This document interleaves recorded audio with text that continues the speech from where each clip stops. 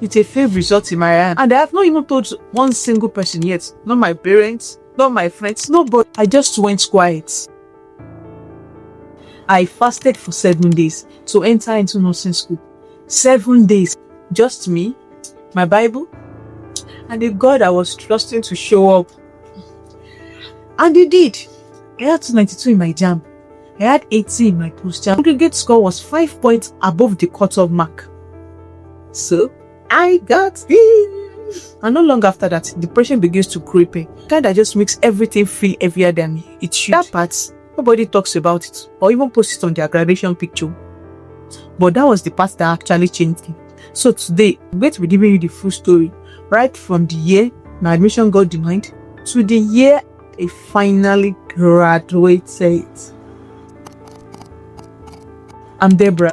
This is a space where we'll talk about faith in real life, honest conversations on the truths. But you know what? Nobody talks about the part that comes after that. The first time I applied for nursing in UI, I couldn't get it.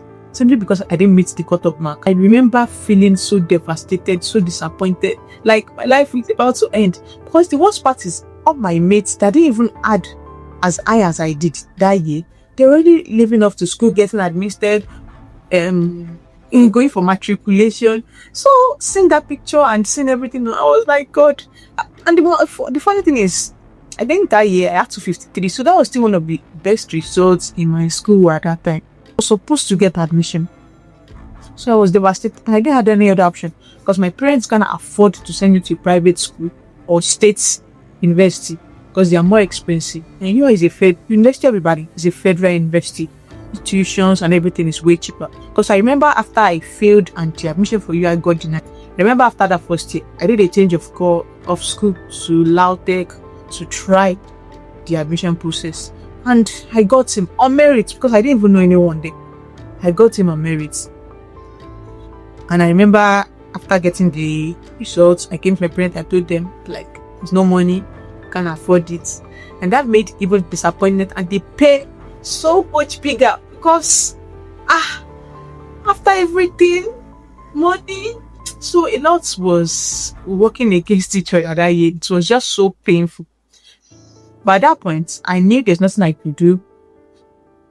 I just cried and I was disappointed. I remember sitting and asking and talking to God, God, this is not the plan. Am I not going to sit at top for the next 1 year? And the first fear that I had in my mind was, am I even going to get as high as I did the first time?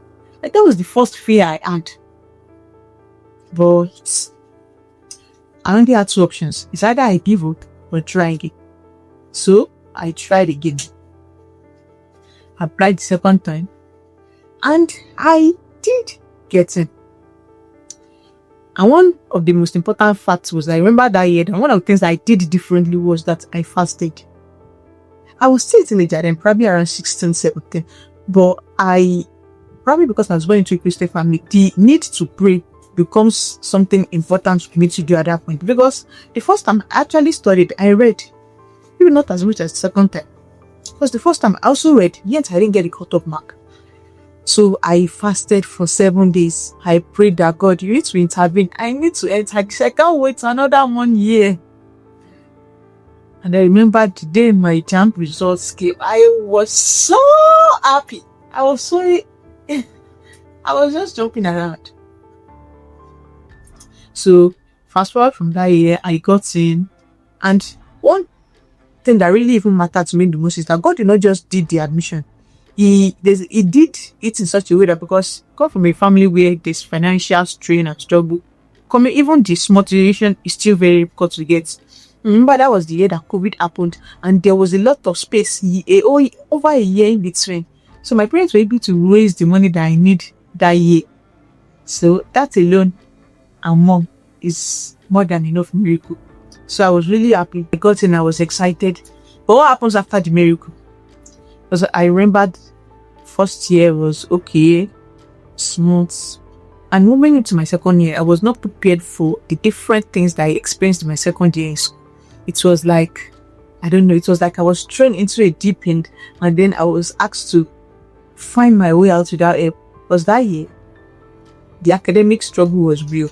Like, I'll be reading and I'm not understand what I'm reading. I will read at home, go to class, and then by the time I'm done with the class and come out, to be as if my brain has even become more scrambled. So it was just from bad to worse. At least in that semester, first semester, during the first semester, I missed about 4 tests. Why? Because I was sick. I had to add surgery in the hospital. So it was a lot happening. I was not prepared for everything that was happening. And the workload was much more developed. Like, it was not O-level stuff. At that point, the excitement of even being in school has ended.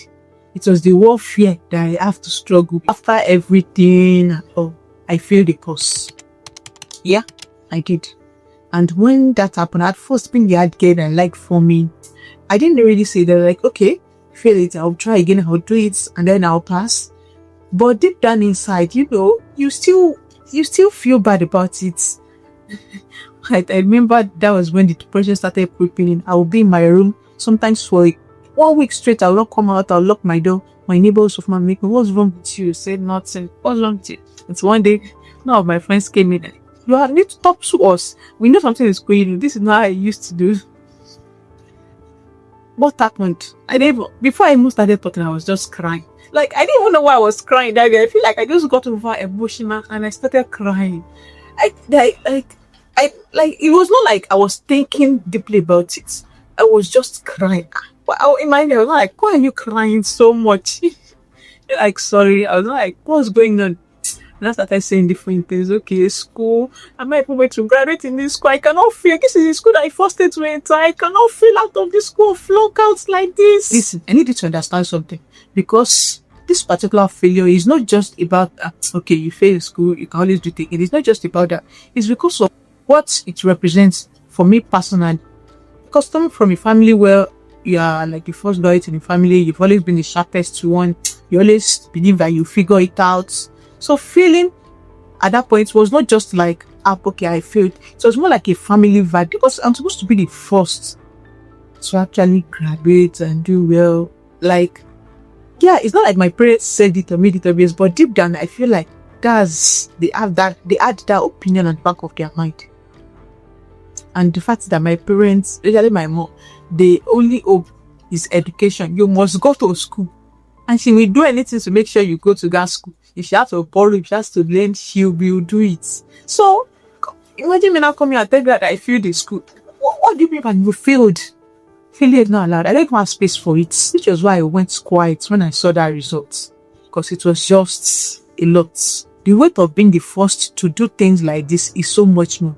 And that's why sometimes I can relate to firstborns. So when I hear firstborn saying, I can understand what they mean. Is a lot. Being the first to do something, because when any single mistakes feels like a verdict, a family verdict for the rest. Despite this, I remember that God was moving even when I couldn't see it, because it was during my 200 level that I got my first scholarship in that same university. And that year, it was not even based on my academic performance. It was just based on need. It was in that same second year. It was in that same second year that a friend of mine reached out. I said I work out. I was not speaking to anybody. She came. All the materials that I did. I said I was reading. It was not I said I was not reading. I was reading, but I did not understand. She gave me the materials that could help me visualize what I was reading. I could visualize what I was saying. So when you're reading things like anatomy, you need to be able to visualize what you're reading. And I want to weekly post it because this is important. One of the things that God used to teach me is this. Is that my academic excellence, my success, my progress is not mine alone to carry. The fact that I was forming that girl, I didn't speak up, I didn't tell anyone, it was because of pride. And one thing that pride does is that it will make you suffer. Even when there are people around you that are ready to help, that will help you. So that's one thing that pride does. So that was one of the lessons that I was able to pick up through that season. And henceforth, I'm always taking God along. Every journey till then. Even in the small things that I think, maybe this is not big enough, can we still bring him into it? My 300 level, my 400 level, he was coming through. Even in the smallest things that I didn't even pray for, he was there for me. And so fast forward to the graduation day. Because I'm now a registered nurse. a registered midwife, certified family planner, and Bachelor of Nursing Science. Come on, open a clock that thing. Clock it. Let me read you something. The BNSC certificate is not just a certificate to me. It represents something more than the professional certificate that it is. Because spiritually, it is a proof that God answers prayer. It is a proof that my fasting was not in vain. It is a proof that God can do it. It is a proof that every family yoke regarding academic achievement has been broken. It is a proof that every pattern that says stops here has been broken. So it means a lot to me spiritually. So I was the first. And it did not happen because I was the smartest or the most resourceful. It happened because God was faithful. Full stop. God did not just answer the big prayer. He did not just answer the admission prayer or the graduation prayer. He answered the small prayers in between. The prayers of provision, the prayers of protection, every single prayer for help, for mercy, for grace, for favor. He answered every single one. When he sent me a friend who would help me when I didn't even ask for it. When he sent help through scholarship, when I didn't even apply. That's what God can do. He was present in all the details. So if you are watching this and you are in a waiting season, you are open to God for something, there's a request that you've been praying to God for. I want you to key into my testimony. I know you've not gotten the admission you want. You've not gotten the results you expected.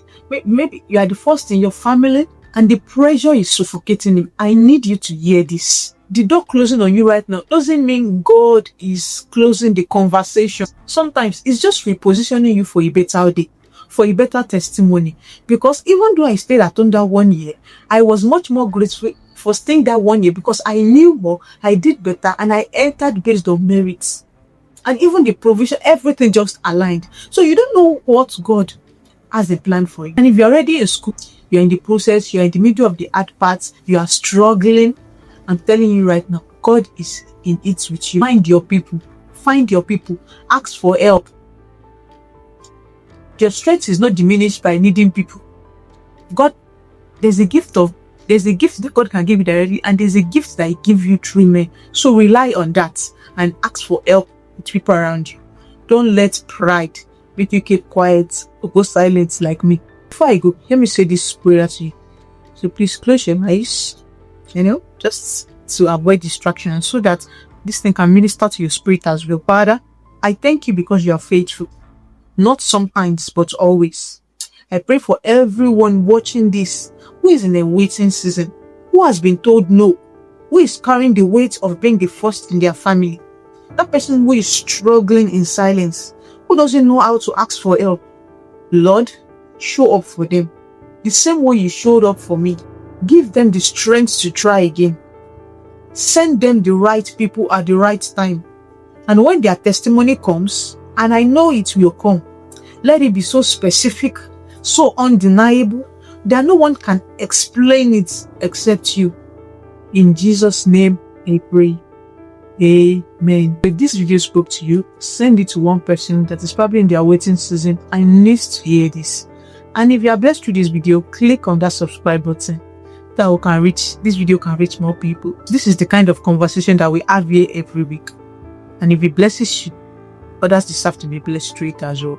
Tell me, what door are you believing God to open for you right now? Tell me in the comment section. I read every single one. And thank you for watching. I will see you in my next video. Bye.